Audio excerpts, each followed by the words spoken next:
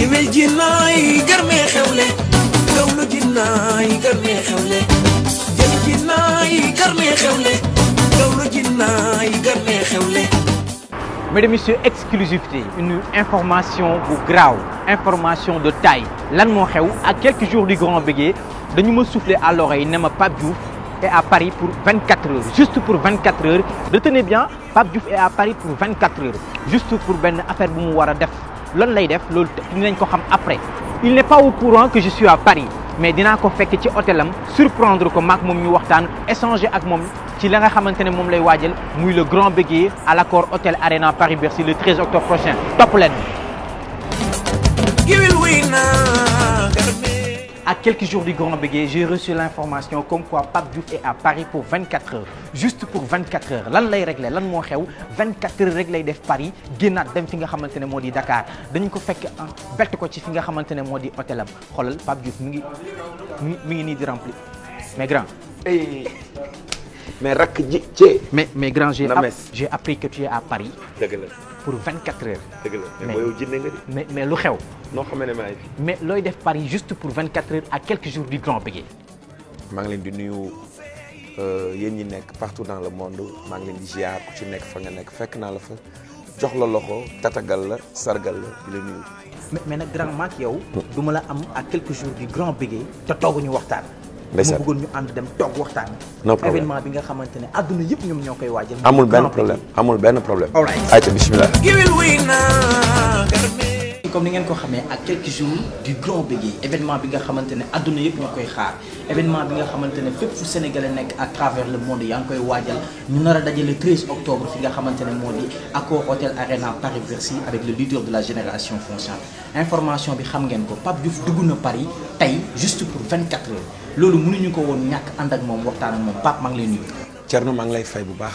di am contentement di dajeeg yow à quelques jours de l'événement. fii la ëppee nga dugg Paris pour 24 heures. waaw loolu garaaw na de. non maa ngi nuyu waa diaspora di la nuyu aussi di nuyu waa Sénégal partout dans le monde fu sunu mbokk nekk rek les Sénégalais les Maliens tu vois les Mauritaniens les Gambiens maa ngi nuyu ñëpp effectivement donc dugg si naa Paris pour 24 heures ay réunion d'urgence yu xaw a yàkkamti ak quelques trucs yu ma fi war a def donc vraiment maa ngi bëggee ñëpp quoi di la bëggee aussi gis naa liggéey bu rafet bi ngay def ci événement bi. Le moral est bon. le moral est plus que bon xanaa rek yàkkamti le 13 ñëw ma woyal sénégalais yi bañu kontaan loolu rek. mais Pape dafa am nga xamante ne bëgg naa ñu waxtaanee ko. Youssou organisé na Bercy. moo la njëkk a invité nga ñëw fekkee événement bu mel noonu. yaa ngi fàttaliku kañ nga mos a année bi nga njëkk yegg ci seen Bercy. yàgg na trop c'était en 2005. jour bi la Youssou invité nga yegg seen Bercy. nga gis mu salle bi fees tel nga joué. Sénégalais yi répondre la. lan nga yegg si yaram. lu fort lu rëy lu émotionnel ndaxte nag comme ni ma ko waxee sànq rek ci aéroport bi doo lay woykat public bi la. tout à fait doo lay jël ndox. tout à fait donc artiste musicien bu nekkee sur scène gis public am surexcité da koy yokk doole. liñ naan da koy aaluloo. donc vraiment 2005 laa njëkk a ñëw Bercy. suma mag suma xarit suma idole Youssou invité ma fa mu nekkoon bés boo xam ne nag ba tey souvenir la. bésu nostalgique la ci man. tey jii nga dëgmal salle boobu nga xamante ne dañ la fa invité woon en 2005. yow nga ñëwal fa sa bopp. précédemment Youssou moom ci boppam moo annoncé yow sa Bercy. à travers Bercy bi nga xamante ne moom la mujj amal en 2017. moom moo la annoncé sa Bercy. dëgg la loolu lan lay def ci yow. lu rëy aussi lu fort lay doon lay def ci man parce que événement yi ma mës a dem Bercy yëpp su ma mag jooju moom moo ma fa invité donc ma koy remercier ci lu rëy loolu mu def parce que annoncer une date c'est quelque chose de lu am importance la. Tout à fait. donc vraiment Youssou maa ngi lay remercier bu baax ci opportunité bi nga ma may ñu découvrir ma à Bercy. Deuxièmement aussi suma premier événement à Bercy tu vois nga invité ma teral ma ba pare nag annoncé date bi kon donc vraiment yàlla na la yàlla fay encore merci une fois donc di wax nag ni Thierno bés boobu du sama bés bésu Afrique la bésu sénégalais. le 13 bésu Afrique la bésu africain yi la donc bésu sénégalais yi la bésu malien yi la bésu gambien yi la. tout à fait bésu mauritanien yi la. donc nga xamante ni bëgg naa vraiment communication boobu. mu ñu koy véhiculer lu bari. ndax comme ni ma koy waxee du concert u Pape Diouf. mais c'est une fête. événement la. tout à fait ndaje la donc la culture africaine la ñuy yëkkatiwaat. jaay l'image de notre pays. ñu bari nag dañu ne Pape Diouf boo ko xoolee ci trempe bi mu jaar ba yegg si fii véritablement mu dem Bercy événement bu jotoon la. parce que ku def solde aw Zénith. amatul dara la mën a prouver ci niveau international lu dul dugg ci salle yu mag yi donc ñu bari ne nañu dafa jot nga dem ci noonu nga ko gisee yow. waaw xam nga dañu naan petit à petit l'oiseau fait son nid. tout à fait àdduna dara jarul yàkkamti. donc nit ki moom bu fekkee ne am nga métier leer na li mooy sa métier ci ngay dund chaque jour rek bés bu nekk ak la cay war a xew. tout à fait donc yàkkamti ma suma carrière yoon la destin la maa ngi ciy tegu lu nekk ak ba mu jotee rek def nañ ko donc événement bi aussi muy Bercy bi mi ngi doog a jot suñu borom dogal na ko ñu dugg ci bismillahi rahmaani rahim alhamdulilah parce que communication bi tey adduna bi yëpp communication bi dal na leen. je dirais que ni bu fi yemoon sax mu neex. ndax sénégalais yi jël nañ projet bi ñu ngi koy waxtaanee ci kër yi ñu ngi koy waxtaanee ci restaurant yi. tout à fait partout dans le monde dëkk boo dem événement wu Bercy Pape Diouf la ñuy wax. ba pare nag dama ñaanal. da ngay gis ci bëtu sénégalais ak seen xol vraiment ni ñu amee envie ñu réussir événement bi kon nag Thierno bu fi yemoon sax mu neex. wax dëgg yàlla. mention spéciale pour àdduna bi laay wax. parce que ngay def dara doomu aadama yéene la ko. loolu rek doy na. parce que léegi dañ naan sax yéene moo ëpp doole jëf. yéene moo ëpp doole jëf. donc gis naa ni ñu jëlee bés bi. def ko seen bés def ko seen bés def ko challenge Pape yàlla na la ci yàlla may ndam. dogguma la mais récemment dama seetaan sa ay naw la yoo xamante ne da nga leen fekkoon Lemzo Jamono. ñu def témoignage bu rafet ci yow à travers la télévision Futurs Médias. ba pare wax lu rafet ci yow ba pare nar a ànd ak yow gunge la ci bés boobu. ñooñu nga fekkoon Lemzo Jamono tey ñu dem ba nekk sa ay nawle nekk ak yow ci showbiz bi ba pare jox la cër boobu nar a ànd ak yow gunge la loolu lan lay def ci yow. lu rëy lu fort comme ni ma ko waxee déjà bërki démb rek Fallou Salaam.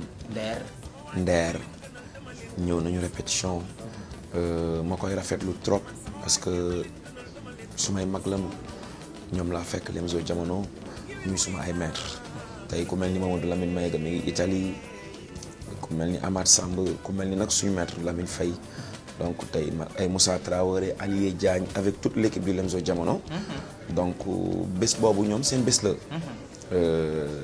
ma gis ni ko aussi mélomane yi loolu neex na leen trop loolu neex na leen gis Lemzo Jamono encore sur scène loolu neex na leen parce que gëj nañ ko gis bu loolu weesoo aussi tous les artistes du Sénégal donc ma tàllal loxo ñëpp parce que comme ni ma ko waxee rek benn lam rek du yëngatu donc te musique bi ñu nekk il faut mu am coalition pour mu vraiment ñu gis ci suñu bopp ku ci nekk gis ci sa bopp donc à chaque fois dañuy xool lan la ñuy def di innover pour mën a vendre suñu culture gën a wone aussi que ni affaire bi dafa war a gën a mën a ubbeeku donc loolu la quoi.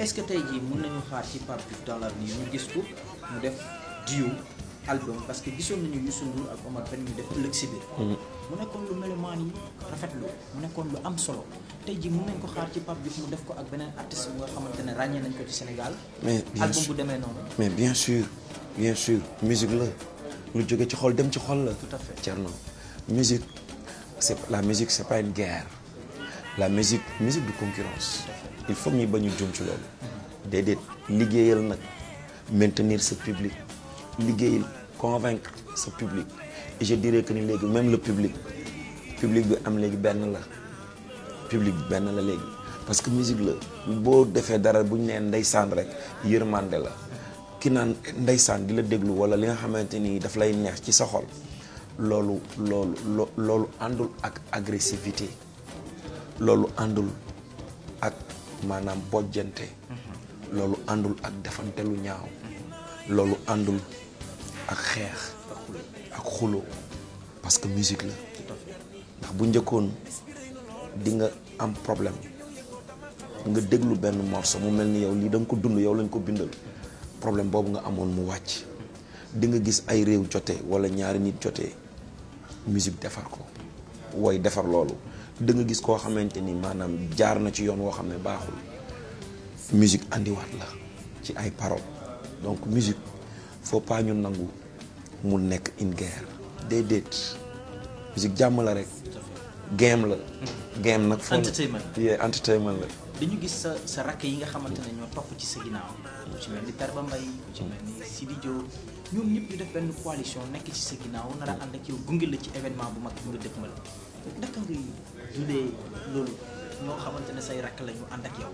waaw loolu dama ciy kontaan di leen remercier encore une fois seen mbëggeel ci man sama mbëggeel ci ñoom moo ko ëpp ñoom niñ may bëggee man leer na ma ne ni ma leen di safoo moo ëpp ñoom niñ may bëggee parce que ay xale lañu ñu am jom nag bëgg musique bi def ci fulla ñoom it ak fayda gëm ko am ci ambition di ko doxal ni mu waree ma leen di xool bu baax kon ñoom boo yooyu maa ngi leen di encourager di leen wax thank you nii laa koy defalee sumay mag ak sumay papa buñ ma soxlaa lépp lu ma jàpp dama koy bàyyi dem du dëgg je pense que ni loolu mooy musique booloo bu ñu booloowee rek wax dëgg yàlla yéenante lu baax tu vois bu ko defee yàlla day def xewal. d'accord